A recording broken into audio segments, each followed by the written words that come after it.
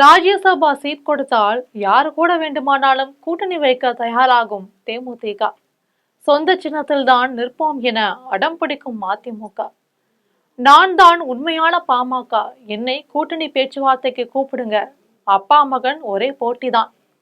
தவேகவா திமுகவா ஊசலாடும் காங்கிரஸ். இந்த முறை ஆட்சியில் பங்கு என பூனைக்கு மணிகட்ட முடிவு செய்த விசிக. கூட்டணிகளின் கோரிக்கைகளால திணறும் அதிமுக திமுக. என்ன நடந்தது பின்னணியில் பார்க்கலாம்.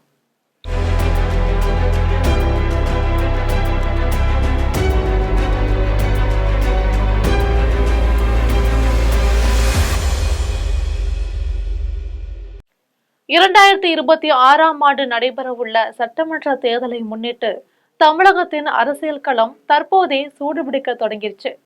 ஆளும் திமுக மற்றும் பிரதான எதிர்க்கட்சியான அதிமுக ஆகிய இரண்டு அணிகளுமே தங்களது கூட்டணி கட்சிகளின் விசித்திரமான மற்றும் பிடிவாதமான கோரிக்கைகளால கடும் திணறலுக்கு உள்ளாகி இருக்காங்க.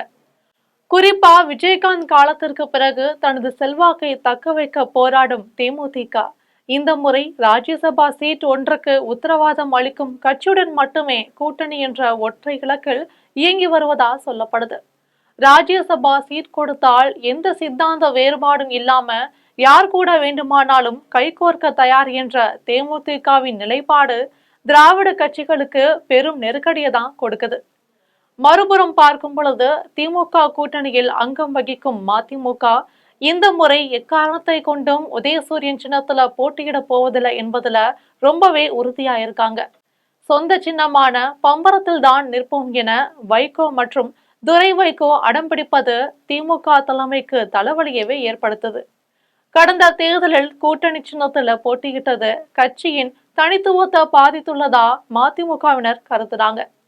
அதே போல நான் தான் உண்மையான பாமக, என்னை தான் கூட்டணி பேச்சுவார்த்தைக்கு நீங்க அழைக்கணும்னு அப்பா ராமதாஸ் மற்றும் மகன் அன்புமணி உரிமை கோருவதும் கூட்டணி பேச்சுவார்த்தைகள்ல சிக்கலாகுது. இதற்கிடையில தமிழக காங்கிரஸ் கட்சி தற்போது ஒரு மிகப்பெரிய ஊசலாட்டத்துல இருக்கு. ராகுல் காந்தியுடன் நெருக்கம் காட்டும் விஜய் தமிழக வெற்றி கழகத்தின் மூலம் காங்கிரஸை ஈர்க்க முயல்றாரு. இதனால திமுகவா அல்லது தவேகவா என்ற குழப்பத்துல காங்கிரஸ் நிர்வாகிகள் தவிச்சு வராங்க. விடுதலை சிறுத்தைகள் கட்சி இந்த முறை வழக்கமான சீட் எண்ணிக்கையை தாண்டி ஆட்சியில் பங்கு என்ற மிக முக்கியமான கோரிக்கையை முன்வைக்க வாய்ப்பு இருக்கு. இத்தனை காலம் கூட்டணிக்கு விசுவாசமா இருந்துவிட்டு இனிமேலும் வெறும் சில தொகுதிகளை மட்டும் பெற்றுக்கொண்டு ஒதுங்க முடியாது என்பதுல திருமாவளவன் ரொம்பவே தெளிவா இருக்காரு. பூனைக்கு மணிக்கட்டும் விதமா ஆட்சியிலும் அதிகாரத்திலும் பங்கு வேண்டும் என்ற கோரிக்கையை அவர் வெளிப்படையாவே முழங்கி வராரு.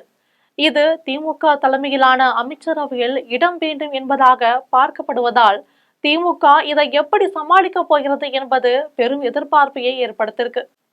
அதிமுகவை பொறுத்தவரை பிரிந்து கிடக்கும் OPS, டிடிவி தினகரன் ஆகியோரை சேர்த்துக் கொள்ள வேண்டும் என்ற ஒரு தரப்பு அழுத்தமும் கூட்டணி கட்சியான பாஜக அதிகப்படியான தொகுதி ஒதுக்கீடு கோரிக்கையும் எடப்பாடி பழனிசாமிய சங்கடத்துல ஆழ்த்துது.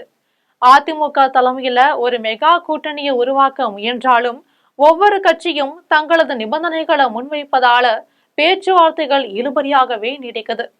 குறிப்பா தேமுதிக மற்றும் பிற சிறிய கட்சிகளின் ராஜ்யசபா சீட்டு எதிர்பார்ப்புகள் அதிமுகவின் திட்டங்களை மாற்றியமைக்க வேண்டிய கட்டாயத்தை ஏற்படுத்துது. இறுதியா 2026 தேர்தல் என்பது ஒரு இருமுனை போட்டியா இல்லாம தவேக என்ற புதிய வரவால பலமுனை போட்டியா இது மாறிடுச்சு. திமுக தனது கூட்டணி கட்சிகளுக்கு அதிகாரம் கொடுக்க முன்வருமா அல்லது மதிமுகவின் சின்ன தொடர்பான பிடிவாதத்தை தணிக்குமா என்பது சஸ்பென்ஸாவே இருக்கு. அதே போல தவேகவின் பக்கம் காங்கிரஸ் சாயும் பட்சத்துல தமிழக அரசியலின் சமன்பாடுகள் முற்றிலுமே தலைகீழா மாறும். ஒட்டுமொத்தத்துல கூட்டணி கட்சிகளின் அதிரடி நிபந்தனைகள் மற்றும் பிடிவாதமான கோரிக்கைகளால தமிழகத்தின் பிரதான கட்சிகளான திமுகவும் அதிமுகவும் பெரும் அரசியல் நெருக்கடிகளை சிக்கி தவிக்கிறாங்க.